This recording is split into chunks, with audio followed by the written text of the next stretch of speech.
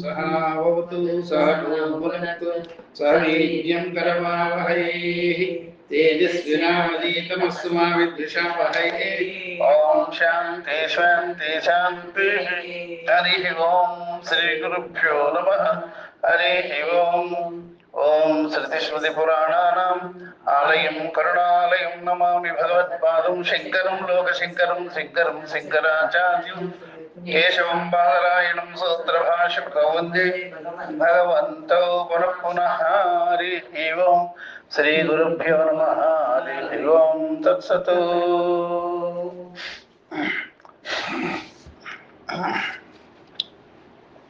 ఇక్కడ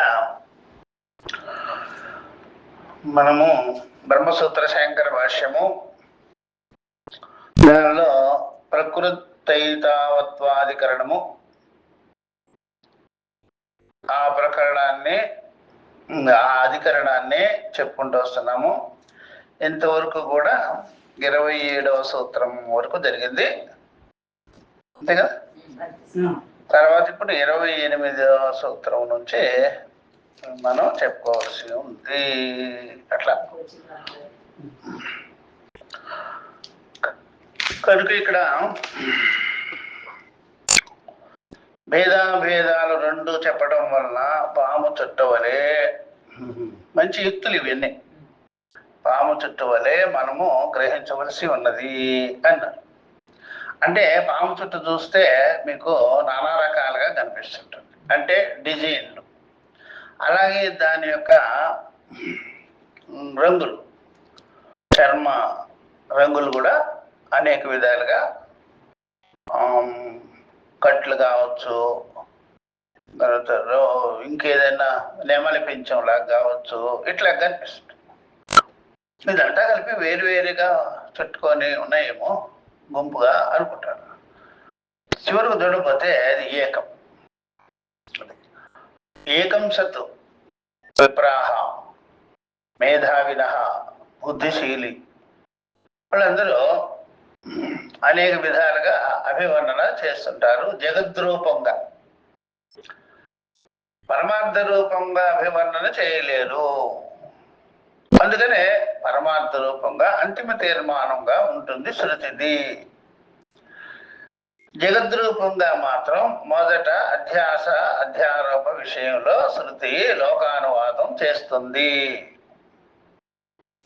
చివరికి అంతిమ తీర్మానము అదే బ్రహ్మవేత్తల యొక్క తీర్మానము అని శృతి చెప్తుంది.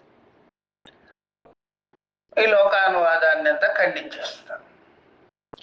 లోకానువాదాన్ని దగ్గరగా ఆకర్షించటము, తర్వాత దానిలో ఉండేటువంటి దోషాలనంతా చూపించి, లిమిటేషన్స్ అంతా చూపించి, తర్వాత పరమార్థ నిర్ణయం చేసేటప్పుడు శృతి అన్నిటినీ ఖండించి వేసేస్తున్నాం. అలా అందుకని పాము చుట్టు వలె మనము తెలుసుకోవాల్సి ఉంటుంది అని చెప్పేసి ఇప్పుడు ఏం చెప్తున్నారంటే 3:2:28 3వ అధ్యాయము 2వ అధికరణము 28వ సూత్రం. ప్రకాశాశ్రయద్వా తేజస్త్వాత్ ప్రకాశ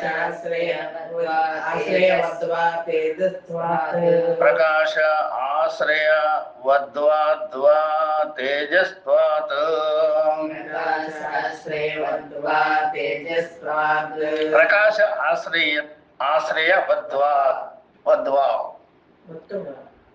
ప్రకాశ ఆశ్రయవత్ వా అనేది విశేషం అన్నమాట.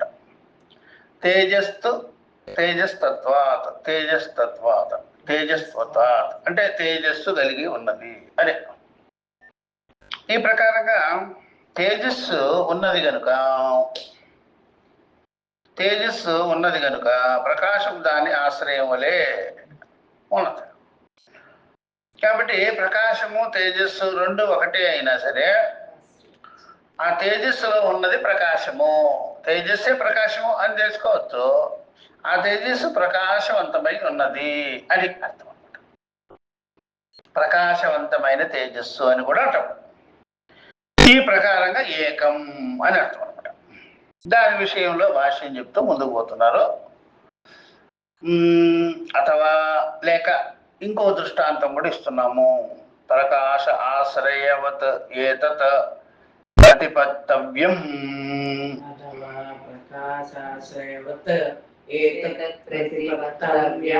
అథవా ప్రకాశ ఆశ్రయవత్ ఏతత్ ప్రతిపత్తవ్యం.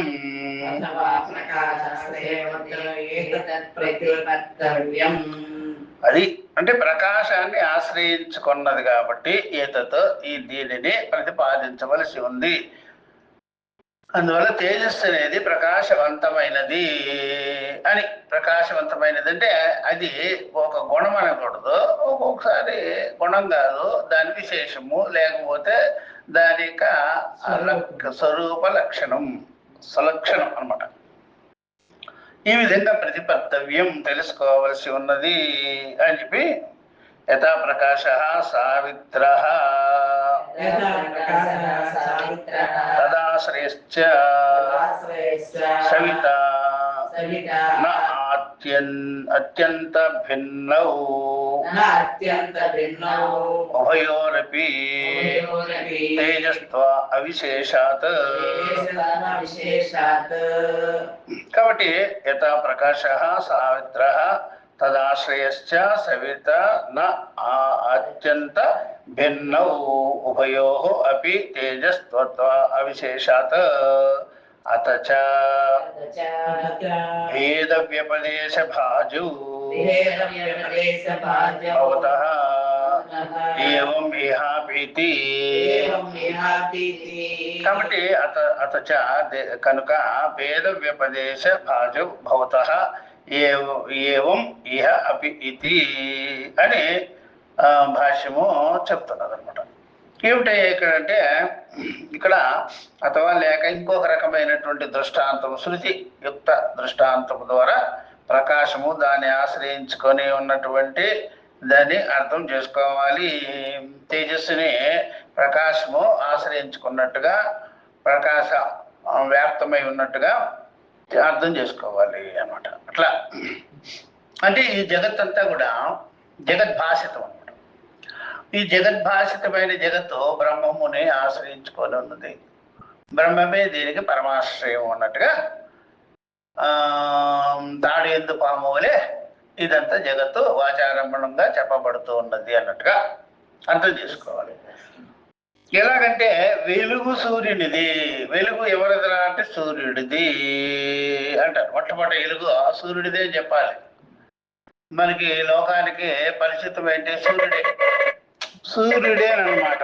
ఆ ప్రకారంగా సూర్యుడే వెలుగుగానున్నాడు అని. సూర్యుడే వెలుగుగానున్నాడు కాబట్టి ఈ ప్రకారంగా మనము ఇదే తెలుసుకోవాల్సి ఉన్నది. సూర్యుడే వెలుగుగా ఉన్నాడు అని. ఈ ప్రకారంగా సూర్యుడి వెలుగు ద్వారానే ప్రపంచము వెలుగుచున్నది అని. సూర్యుడు, చంద్రుడు, నక్షత్రాలు, ఈ లోకము, ఈ యొక్క చెట్లు, పుట్టలు, ఘటములు, మనుషులు, ఇవన్నీ కూడా భౌతికం. సూర్యుని యొక్క ప్రకాశంతోనే ఉన్నది అన్నమాట. సూర్యుడు ఎవరి ప్రకాశంలో ఉన్నారు అంటే ఆత్మ చైతన్య ప్రకాశం ద్వారానే, బ్రహ్మ చైతన్యము ప్రకాశం ద్వారానే సూర్యుడు ప్రకాశిస్తున్నాడు. అంటే అప్పుడేమవుతుంది? స్వయం భాతి విభాతి. స్వయం భాతి, అనుభాతి, విభాతి. స్వయం భాతి ఏమో పరమాత్మ, అనుభాతి ఏమో సూర్యచంద్రాదులు, అలా విభాతేమో వివిధ రకములైనటువంటి ఘటపటాది విషయాలు, లోక వ్యవహారములన్నీ కూడా అనుభాతి. అట్లా విభాతి విభాతి అను. ఇట్లా ఈ రకంగా వెలుగు సూర్యుడిది, దానికి ఆశ్రయము సూర్యుడే, దానికి ఆశ్రయము సూర్యుడిగా ఉన్నాడు అనమాట. ఈ రెండు అత్యంత భిన్నములుగావు, వేరు కాదు అనమాట. అందుకని ఆ మాట చెప్పేసి అది ఆశ్రయశ్చ సవిత సావిత్ర ప్రకాశశ్చ తదాశ్రయత్వాత్ సవిత అపి నా అత్యంత భిన్నం, భిన్నముగా లేదు, భిన్నముగా లేదు, వేరు ఒకటే అన్నమాట. ప్రకాశము ప్లస్ సవిత్ర సూర్యుడు, దాన్ని ఆశ్రయించుకోండేటువంటి సవిత సూర్యుడు వేరు కాదు అని. ఉభయోరపి తేజస్వ అవిశేషాలు, ఈ రెండు కూడా తేజస్సు కలిగి ఉన్నాయి. తేజస్సు అని చెప్పడంలో విశేషమేమీ లేదు, తేజస్సు కాబట్టి విశేషమేమీ లేదు అని అడగం. స్వీట్కి హార్ట్కి విశేషం ఉంటుంది, కానీ స్వీట్కి ఏం విశేషం ఉంటుంది? అది ఒకటే అనమాట. నువ్వు విశేషం చెప్పాలంటే స్వీట్లో చెప్పలేవు, ఆ స్వీట్ యొక్క ఆకారంలో చెప్పగలవు.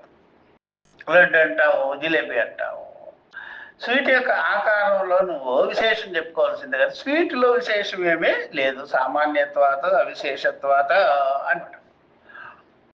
విశేషము నువ్వు చెప్పాలంటే కరాఖండిగా భేదాన్ని, భేద విశేషాన్ని చెప్పాలంటే స్వీటు హార్ట్ అని చెప్పాలంటే అట్లా. అతచ భేద వ్యపదేశ భాజ్యు భౌత ఏవ ఏం ఇహాబి అని చెప్తూ ఈ రెండు అత్యంత భిన్నములు కానే కావు. ఈ రెండు తేజస్సులే గనుక, ప్రకాశవంతములే గనుక అలాగే భేదంగా చెప్పబడవచ్చు. ఆ విధంగా భేదంగా చెప్పబడవచ్చు, కానీ అలాగే ఇతడ జీవప్రాజ్ఞుల విషయం కూడా అంతే. వ్యవహారంలో భేదము, స్వరూపములో విజ్ఞానములో భేదము లేదు. అందుకని శృతి ఏం చేసింది? తత్వమసి అని ఏకత్వ ప్రతిపాదన చేసింది అనమాట. ఇందులో వ్యవహారంలో భేదం చెప్పడం తప్పేమి లేదు. వ్యవహారం అంటేనే భేదం అనమాట. వ్యవహారం అంటేనే భేదము, ఆ ప్రకారంగా భేదం చెప్పవచ్చును అని శృతి భాష్యము చెప్పింది అనమాట. ఈ సూత్రము భాష్యము చెప్పింది అనమాట.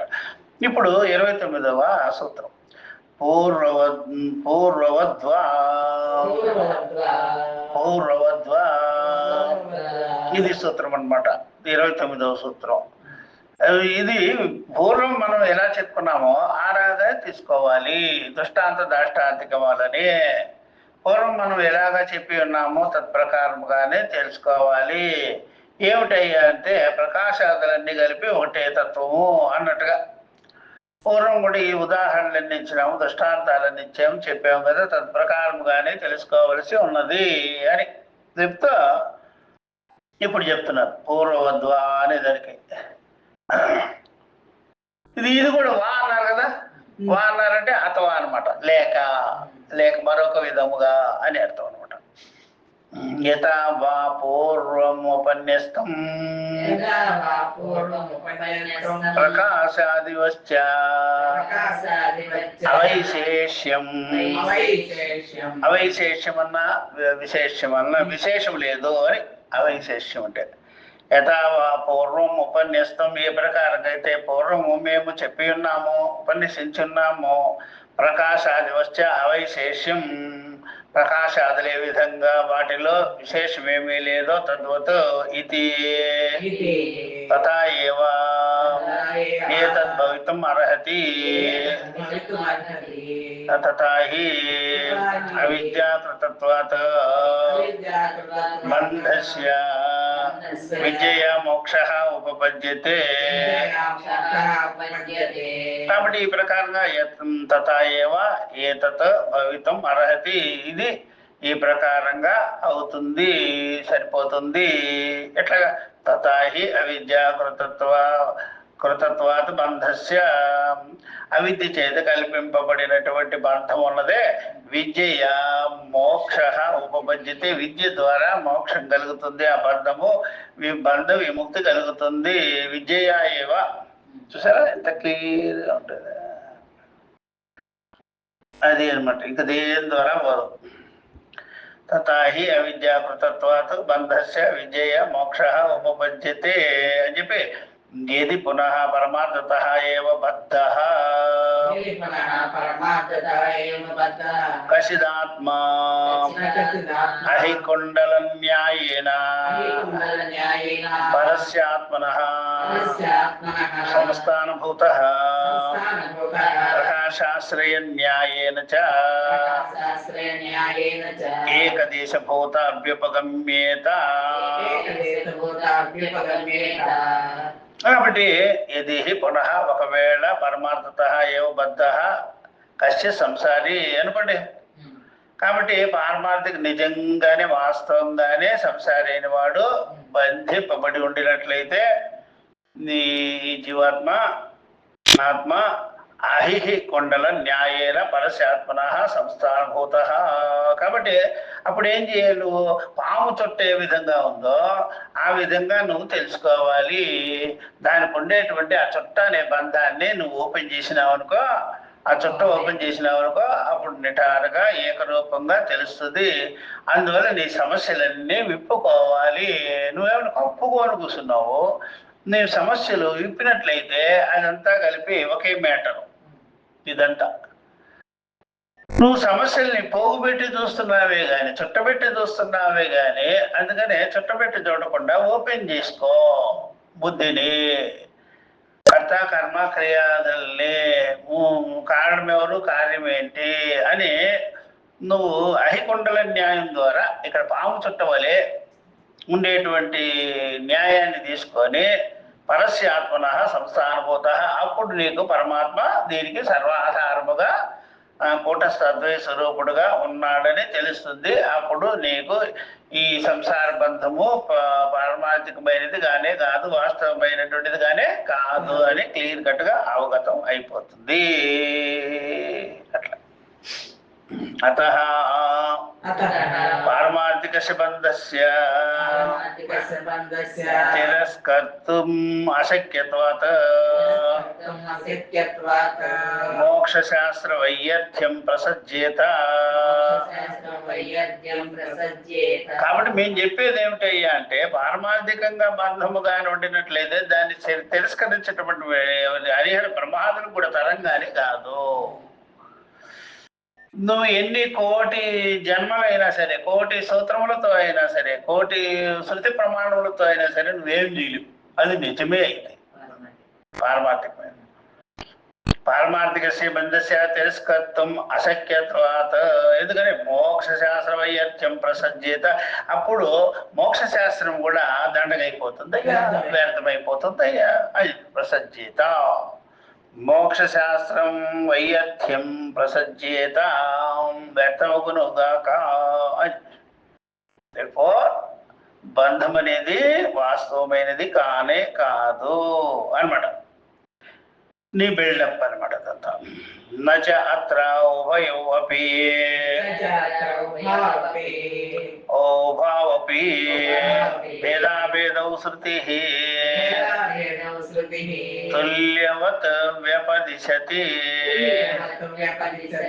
నచ అత్ర వ్యపదిశతి.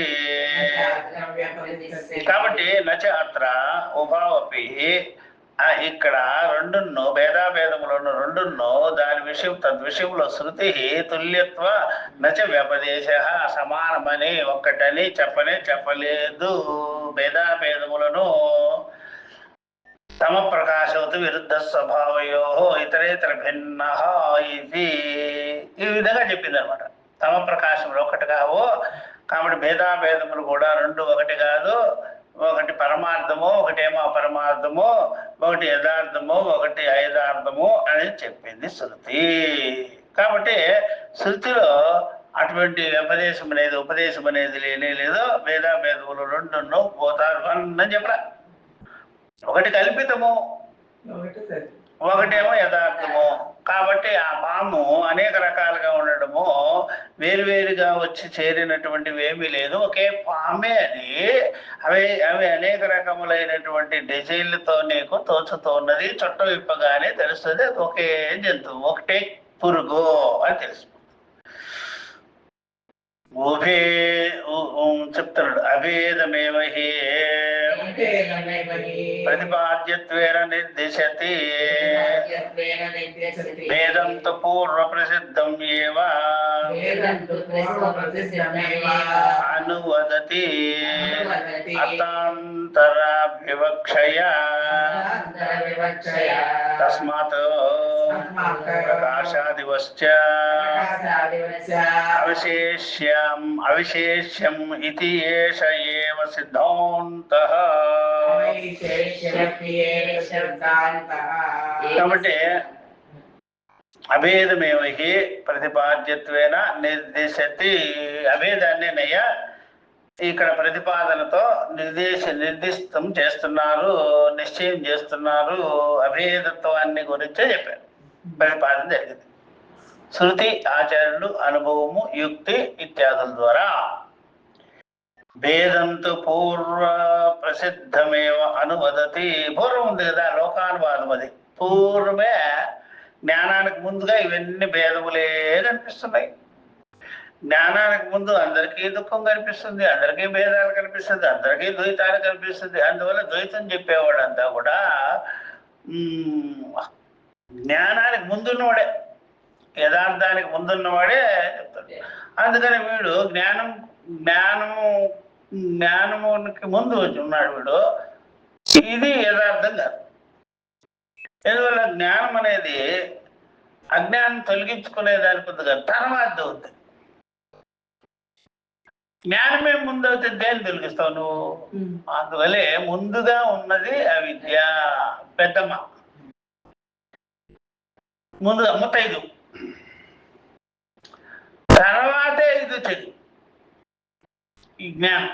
అందువల్ల ఆగంతుకం జ్ఞానం అంటారు, అవిద్య స్వాభావికం అంటారు. అందుకని ముదిరి ఉన్నది ఎవరు? అజ్ఞానం. ముసలి తాత ఎవరు? అజ్ఞానం. యవ్వనంగా వచ్చి ఉన్నవాడెవరు? జ్ఞానం. అది నవ యవ్వనం, సదానూతనం. అర్థమేదా? అప్పుడు ఎవడైనా అనొచ్చు, వెనుక ముందొచ్చిన చెవుల కంటే కొమ్ములేనే పొడిచేది, చెవులే ముడుస్తాయిలే అట్లా అంటారు. అదొక న్యాయం, అది ఎక్కడో. కానీ ముందొచ్చిన చెవులు ఏమి పనిచేయవు, అంతే. ఈగలు జరుపుకునేదని మనకు వస్తుంది. వెనకొచ్చిన కొమ్ములు ఉన్నాయి, శత్రు భేద్యం చేసేస్తుంది. అది కాబట్టి భేదంతో పూర్వ సిద్ధమేమో అనువదతి.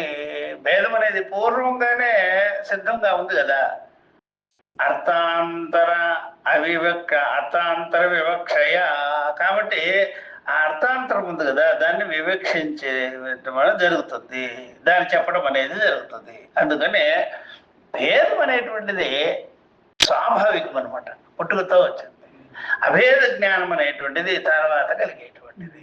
అందుకని ముందుగా ఎవరికైనా సరే అజ్ఞానమే ఉంటుంది. అజ్ఞానమే అది ముత్తైదువుగా ఉంటుంది, ముసలి వృద్ధాప్యం చెంది ఉంటుంది. జ్ఞానం అనేటువంటిది యవ్వనంలో వస్తుంది అనమాట, ఎప్పటికీ అలాగే ఉంటుంది జ్ఞానం. అందుకనే జ్ఞాతవ్యం అవశిష్యతే. జ్ఞానాన్ని ఏమన్నారు? యథార్థ జ్ఞానం జ్ఞాతవ్యం అవశిష్యతే. తెలుసుకోవాల్సింది మిగిలి ఉన్నది, ఎవరికైనా అంతే. అందుకని వీళ్ళు ఏం చేశారు? ఎస్టాబ్లిష్ అయిపోయినటువంటి అజ్ఞానాన్ని దానికేమో పెద్దపేట వేస్తుంటారు. ముందు వచ్చింది కదా, ఏంట్రా ముందు వచ్చింది? మాది. అందువల్ల ఎప్పటి నుంచో ఈ చీకటి ఉన్నా సరే అప్పటికప్పుడు వచ్చిన ప్రకాశం ద్వారా సర్వ వినాశం అయిపోతుంది. అట్లా తస్మాత్ ప్రకాశాదివశ్చ అవైశేష్యం ఇది ఏవ సిద్ధాంతః. ఇది ఏష ఏవ సిద్ధాంతః అన్నమాట. తస్మాత్ కాబట్టి ప్రకాశాదివశ్చ, ప్రకాశాదుల వలె విశేషమేమీ లేదు దీనికి. ఇదే సిద్ధాంతము ఆ పరమాత్మకు.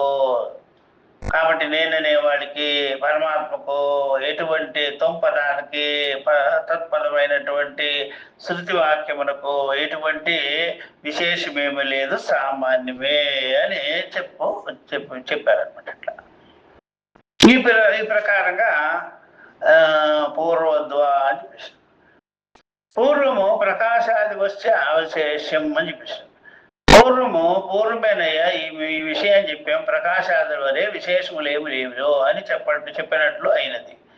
ఇది కానవచ్చును, మనం తెలుసుకోవచ్చు ఎక్కడైనా సరే. చూడండి, బంధం అనేటువంటిది ముందుగానే ఉన్నది అనమాట, ముందుగానే ఉన్నది. అందుకనే ఎవరో బంధింపబడి ఉన్నారు కాబట్టి తర్వాత వచ్చేవాళ్ళు విప్పుతారనమాట. అంటే ఎప్పటి నుంచో బంధింపబడి ఉన్నాడు అనమాట. ఎప్పటి నుంచో బంధింపబడి ఉన్నాడో తర్వాత వచ్చిన వాడు దాన్ని కట్లిప్పుతున్నాడు. చూసారా, కట్లిప్పడం ముందుగా జరిగితే ఇంకెందుకు జరిగేది ఉంది. అందుకని ముందుగానే బంధింపబడిన వాడు ముందుగానే ఉన్నాడు అనమాట జగత్తులో. తర్వాతే జ్ఞానం అనేటువంటిది కలిగింది అనమాట. అట్లా అందుకని పొరపాటే ముందుగా జరిగేది. ముందుగా జరిగేది పొరపాటు జరుగుతుంది, తర్వాత ఏం జరుగుతుందంటే దాన్ని సరి చేసుకోవడం జరుగుతుంది. ఇంతే జరిగేది. అట్లాగా మరి ఈ ప్రకారంగా కాలు ఇదే బురదలో అడుగు పెట్టనేలా, కాలు కడగనేలా అనే దానికి అది కరెక్ట్ కాదు. నువ్వు అనుకోవాల్సిందే జరుగుతుంది అంట. ముందుగా ఆ విధంగా కాళ్ళు కడుక్కునేది నేర్చుకోవాలంటేనే బురదలో అడుగు పెట్టాల్సిందే. అది కాళ్ళు కడుక్కునేది నువ్వు నేర్చుకోవాలంటే బురదలో పెట్టుకోవాలి. ముందుగానే ఎందుకు కడుక్కునేదే? అది ఆవిడ తల్లి గర్భంలో నుంచి వచ్చిన శిశువు కూడా మలమూత్రాదుల్ని మింగి ఉన్నది, తాకి ఉన్నది, మునిగి ఉన్నది కనుక కాబట్టి రాగానే కడిగి శుభ్రం చేస్తారు బిడ్డని. ఏ వస్తువైనా అంతే. అరటిపండు క్లీన్ చేస్తారా? చేస్తారు. తొక్కు దిగుతుంది, క్లీనే కదా. పనసపండుని అది కూడా క్లీన్ చేస్తున్నారు కదా. కూరగాయల్ని క్లీన్ చేస్తున్నారు కదా. ప్రతిదీ కూడా క్లీనింగ్ అయిన తర్వాతే బయటకు వస్తుంది. అందువల్ల అవిద్య అనేటువంటిది కూడా క్లీనింగ్ కోసం ఉన్నది.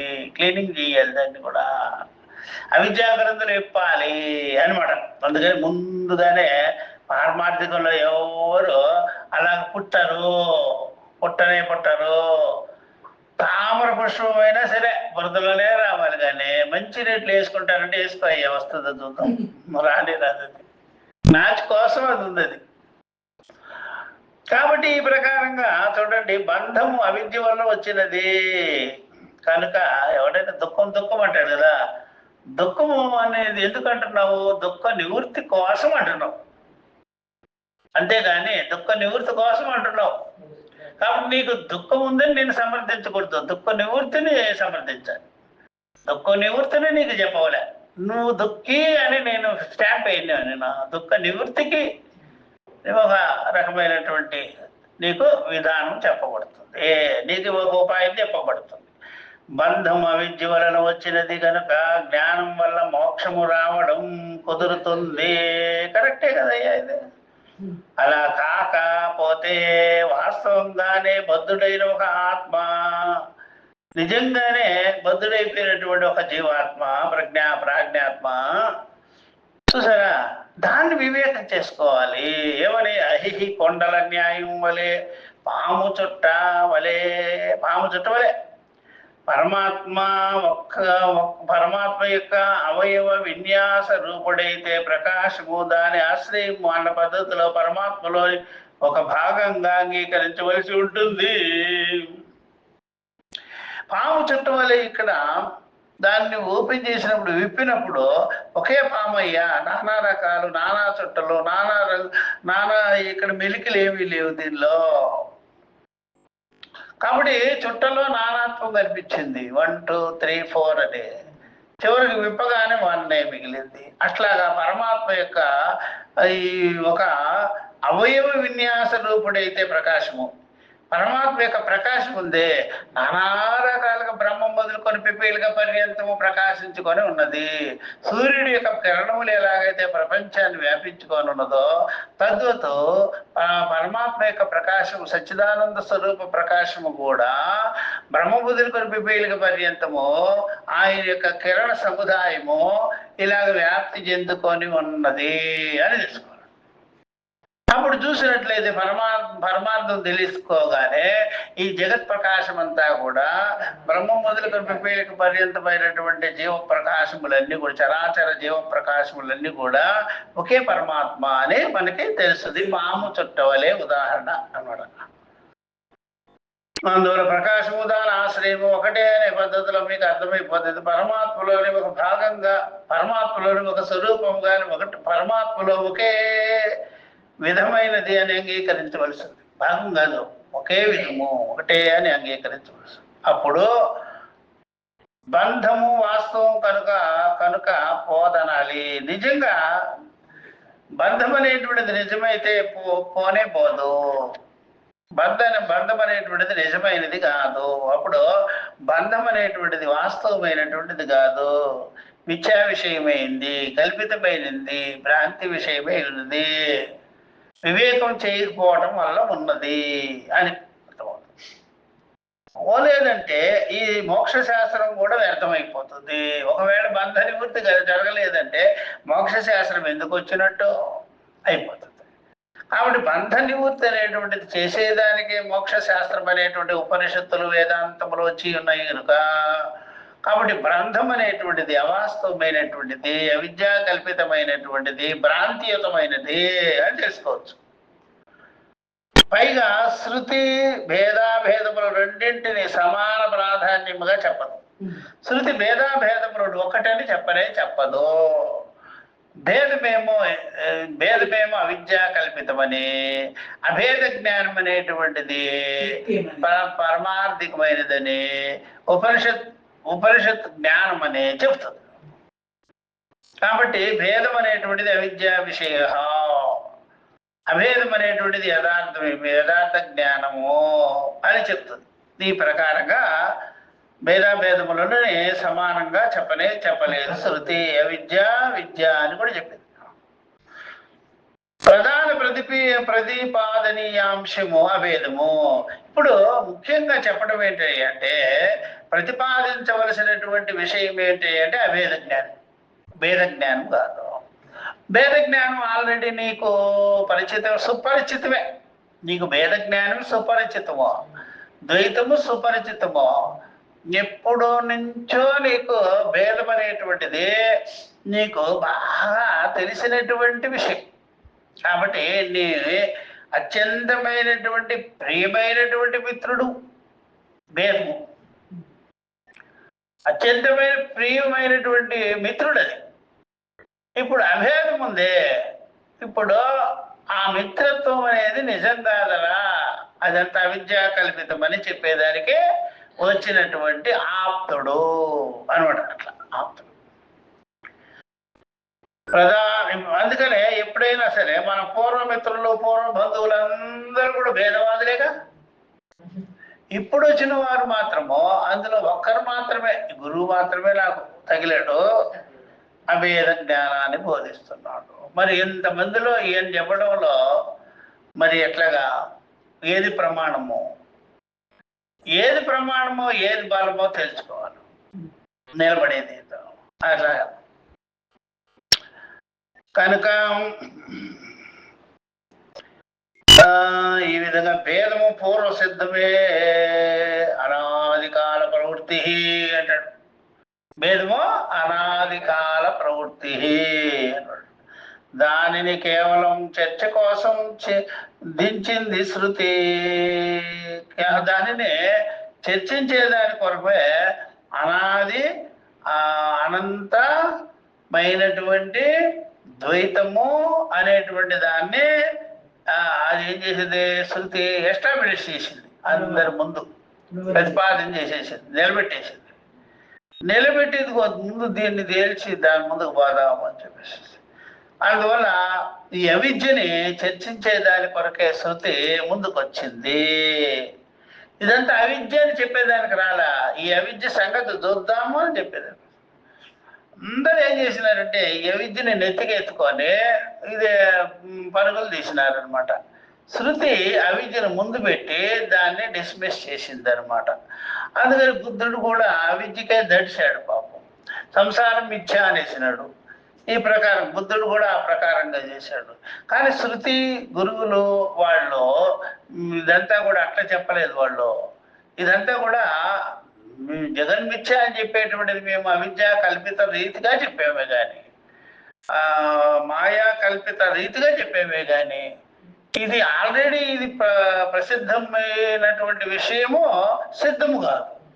ప్రసిద్ధమైన విషయం సిద్ధము కాదు. ఇది ప్రసిద్ధమైన విషయం ఏమవుద్ది, అసిద్ధమైపోద్ది అనే దానికే శృతి ఆచార్యులు వచ్చింది. ఇంకా మిగిలిన వాళ్ళలాగా దాన్ని ఒక పక్షం గట్టిపక్షంగా పెట్టుకోలేదు, గట్టిపక్షంగా ఒప్పుకోలేదు ఎవరు. అది బుద్ధుడు చేసిన పని అది. దానిని అందుకని పరమార్థ నిర్ణయం చేయలేదంటే అర్థం ఏంటి, దీనిని సమర్థించేసినారు అన్నట్టు. వేరే విషయం చెప్పడం కోసం అలా చెప్పారు ఉపనిషత్తులలో. వేరే విషయం అంటే అన్ని విషయం ఉంది, తెలియవలసిన విషయం ఉంది. జ్ఞాతవ్యం అవశిష్యతే, తెలియవలసిన విషయం ఉన్నది. ఇప్పుడు నీకు సుపరిచితమైన విషయము అవిద్యా విషయము, ఇది నీకు తెలిసిన విషయము, అది తెలియని విషయము పెండింగ్ లో ఉంది. నువ్వు ఎన్ని జన్మలు ఇచ్చినా అది పెండింగ్ లోనే ఉంటుంది. గురువు దగ్గరికి వచ్చిన వాడికి జన్మలు ఖతం అయిపోయింది అనమాట, జన్మలు పూర్తి అయిపోయింది. ఇక ఈ పరమార్థం ఒక్కటే ఆయన తెలుసుకోవాల్సింది. మిగిలిన వాళ్ళకంతా జన్మలు. మనము వెంటనే పరమార్థ జ్ఞానం కలగలేదంటే వాడికి జన్మలు రాసి చేయొచ్చు, ఎన్ని సున్నాలైనా పెట్టుకోవచ్చు పక్కన. ఒకటి పెట్టేసేసి ఎన్ని సున్నాలైనా పెట్టేయచ్చు. ఎందుకంటే నీకు జ్ఞానం కలిగినప్పుడు ఈ సున్నాలు కరిగిపోతాయి. అప్పుడు ఒకటే మిగులుతుంది. సున్నాలు కరిగిపోవాలి, ఒకటి మిగలాలి. ఇప్పుడు ఒకటి తీసేస్తే ఏముంది, ఒక సున్నాలు కరిగించాలి, ఒకటి మిగిలిపోవాలి అన్నమాట. అందుకని ప్రకాశాదివశ్య అని చెప్పేసి ఈ సూత్రం ద్వారా ప్రకాశాదుల వలె ఇవన్నీ కూడా ఒక్కటే. అనేక రకాల ప్రకాశాలున్నా ఒక్కటే, అనేక దీపాలున్నా ప్రకాశం ఒక్కటే, అనేక జీవులున్నా చైతన్యం ఒక్కటే, అనేక కొండలున్నా ఆకాశం ఒక్కటే, అనేక నదులున్నా సముద్రం ఒక్కటే, గమనం ఒక్కటే అని అట్లా అన్న సూత్రం వద్ద చెప్పినది ఈ సిద్ధాంతము. అయిందా? సరే ముందుకు ఏకాగ్రత. ప్రతిషేధాశ్చ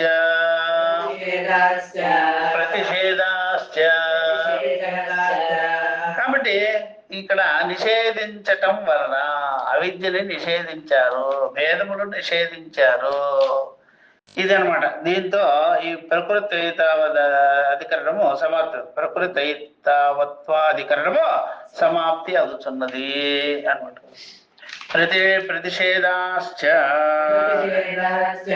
అదే శృతి నిషేధం చేసింది కనుక ద్వైతమును భేదములను నువ్వేరు నేను వేరు అనే వాదమును శృతి నిషేధించింది,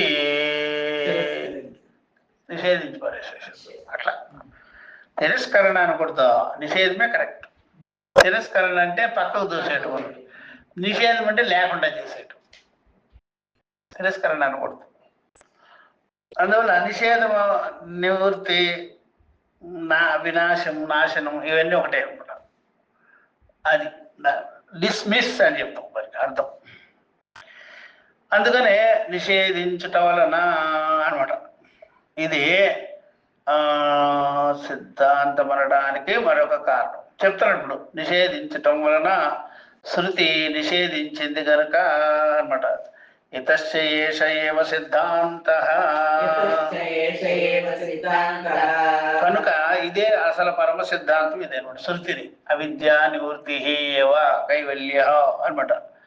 శృతి నిషేధించే దానిలోనే ఉంటుంది కానీ దీనిలో ప్రవృత్తిని కలిగించేదానిగా ఉండదు. ప్రవృత్తిని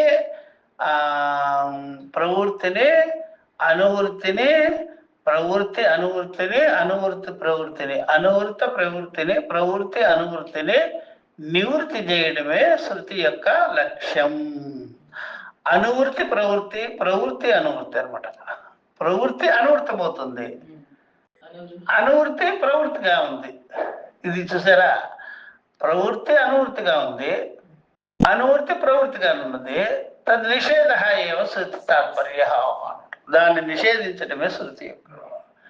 అనువృత్తి అంటే తెలిసి కంటిన్యూటీ అనమాట, కంటిన్యూటీ ఉంది అనమాట. తైలధారవతో కంటిన్యూటీగా. అందుకనే జన్మ మరణాదులు ప్రవాహ రూపంగా ఉంది కదా. అనువృత్తి నివృత్తి, ప్రవృత్తి నివృత్తి, ప్రవృత్తి అనువృత్తి, అనువృత్తి ప్రవృత్తి, నిషేధం చేసి యత్ కారణం పరస్మాదాత్మనః అన్యం అన్యం అన్యం అన్యం చేతనం ప్రతిషేధతి శాస్త్రం నాణ్యతో నాణ్యతః అస్తి ద్రష్ట ఇతి ఇత్యేవమాది అతః ఆదేశో నేతి నేతి తదేతద్బ్రహ్మ పూర్వం అనంతరం అబాహ్యం ఇది చ బ్రహ్మ వ్యతిరిక్త ప్రపంచ ప్రపంచ నిరాకరణాత్ బ్రహ్మమాత్ర పరిశేషాశ్చ ఏవ సిద్ధాంతః ఇది గమ్యతే. ఇంతవరకు అనమాట కదా, ఇంతవరకే ఈ ప్రకారంగా చెప్పారు. ఇది గమ్యతే, తర్వాత దానికి ఇది గమ్యతే ఇంకోటి ఉందా? ఇదే తత్ నిరస్త సమస్త ప్రపంచం బ్రహ్మ అనేది దేంట్లో వచ్చింది? ఇది తర్వాత వచ్చింది. ఓకే సరే.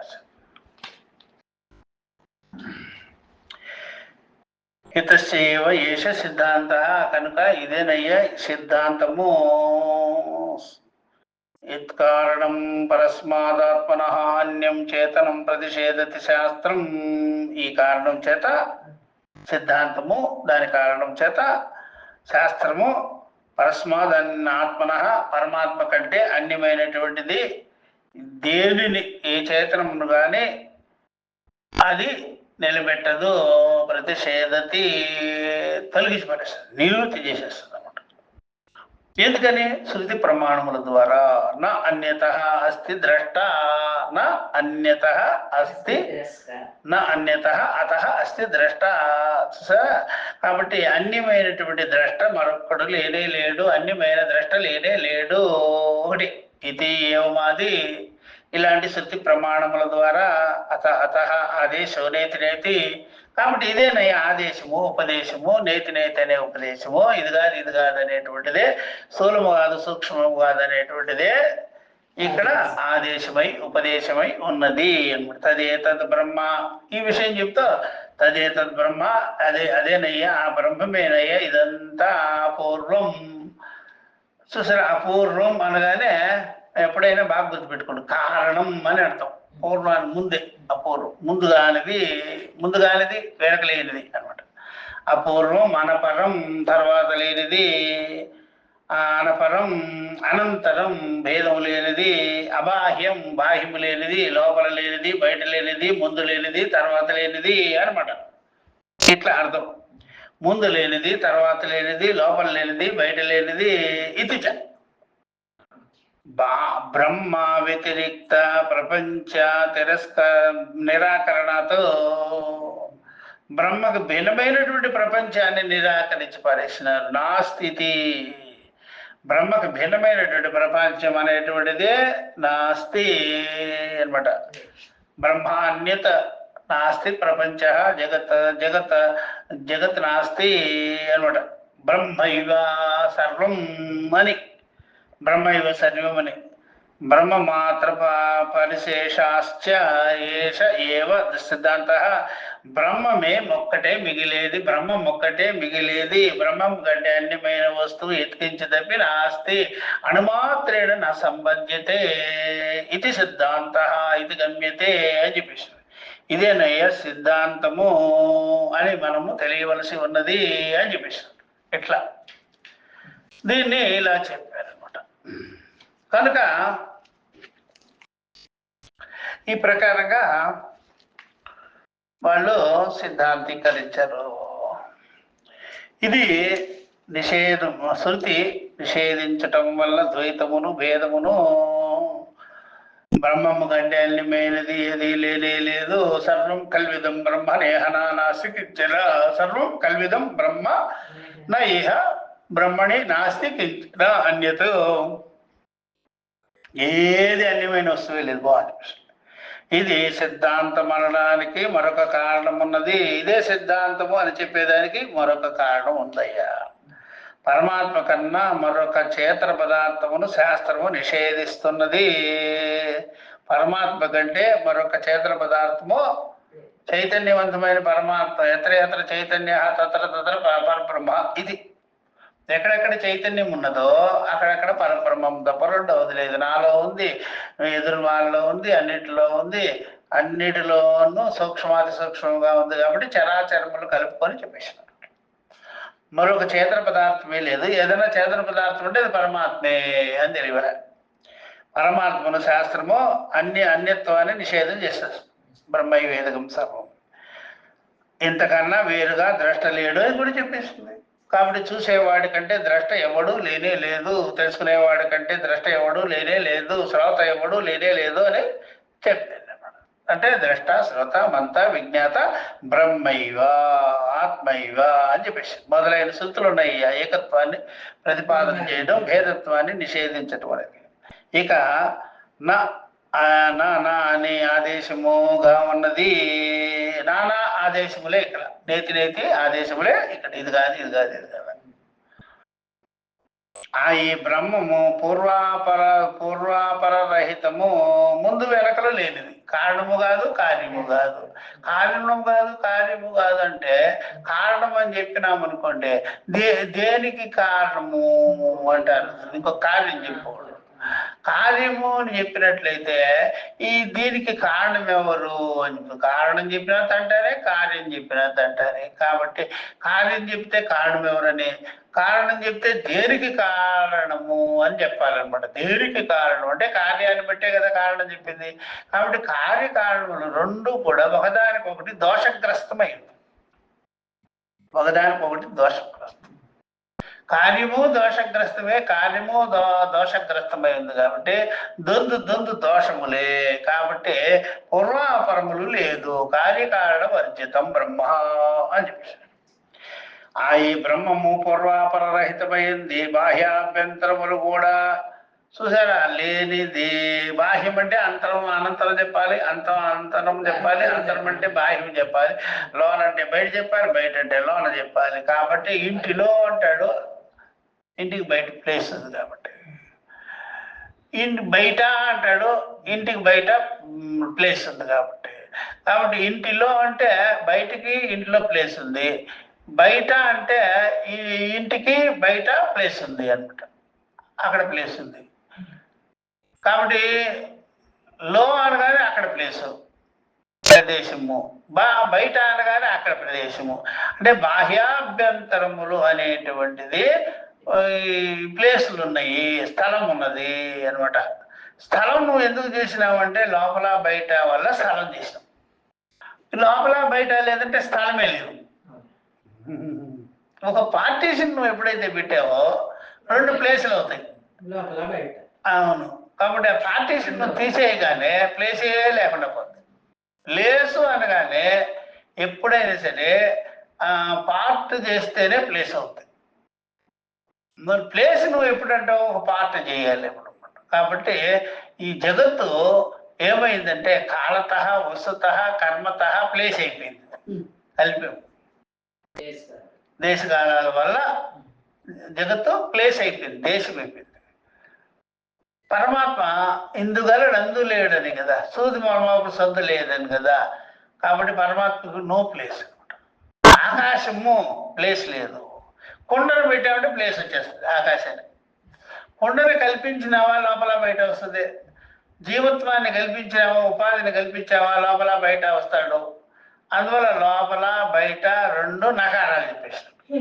నేతి లోపల లేనిది, బయట లేనిది, కార్యము కానిది, కారణము కానిది, అట్లాగనమాట చెప్పి బాహ్యాభ్యంతరముల్ని లేనిది అని చెప్పడం బట్టి బ్రహ్మం కంటే అన్యమైన వస్తువు మరొకటి లేనే లేదు అని, బ్రహ్మ భిన్నమైన ప్రపంచం లేదని చెప్పడం వల్ల బ్రహ్మము మాత్రమే మిగిలి ఉండటం బట్టి ఇదే పరమ సిద్ధాంతముగా ఉన్నది వేదాంతము ఎందు అని ప్రకృతైతావత్వాధికరణం సమాప్తం. అంతవరకు తర్వాత పరాధికరణం అనేది వస్తుంది. పరాధికరణం పరమాత్మ విషయాన్ని స్పష్టంగా చెప్పడం అనేటువంటిది వస్తుంది. ఇది మనం నెక్స్ట్ క్లాస్లో మనం చెప్పుకుంటాము.